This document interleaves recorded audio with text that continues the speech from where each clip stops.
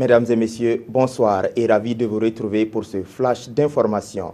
Nous commençons par cet avis de recherche de la Gendarmerie nationale qui recherche activement Tal Oumarou, né le 8 octobre 1992 à Ouagadougou.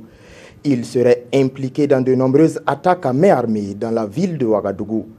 Tal Oumarou est aussi le principal suspect dans les braquages des boutiques Airtel Money.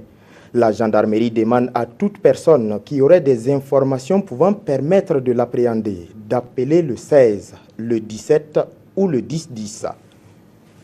En marge de sa visite hier à Banjul, le président du Faso a rencontré les Burkinabés vivant en Gambie. Au nombre d'une vingtaine, ils évoluent dans plusieurs domaines d'activité. Cette rencontre a permis au président du Faso de toucher du doigt les réalités que vivent les Burkinabés de Gambie.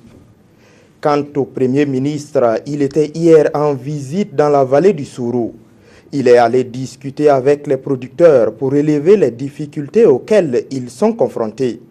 Paul Kabatieba a également émis l'idée de faire de cette vallée un pôle de croissance.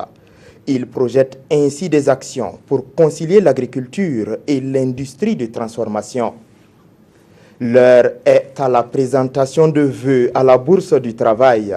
Hier, le collectif syndical CGTB a profité de cette rencontre pour faire des observations sur l'état de la nation après une année de gouvernance du président Kaboré.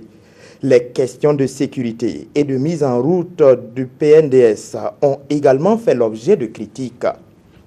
Les petits commerçants des marchés Yar, à travers leur groupement, demandent à être mieux représentés à la Chambre de commerce et d'industrie du Burkina. Ils ont traduit leurs préoccupations en doléances consignées dans un document et traduit aux autorités compétentes. Ils espèrent une intervention du gouvernement pour réparer ce qu'ils qualifient d'injustice à leur égard. Un mort et un blessé.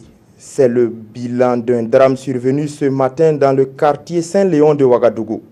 La carrosserie d'un camion remorque en surcharge aurait cédé sous le poids de sa marchandise. Concernant le blessé, il a été admis en soins au centre hospitalier universitaire Yalgado Ouedraogo. C'est tout pour ce flash d'information. Merci pour votre attention. Peggy Ouedraogo vous retrouve à 20 h pour la grande messe de ce soir.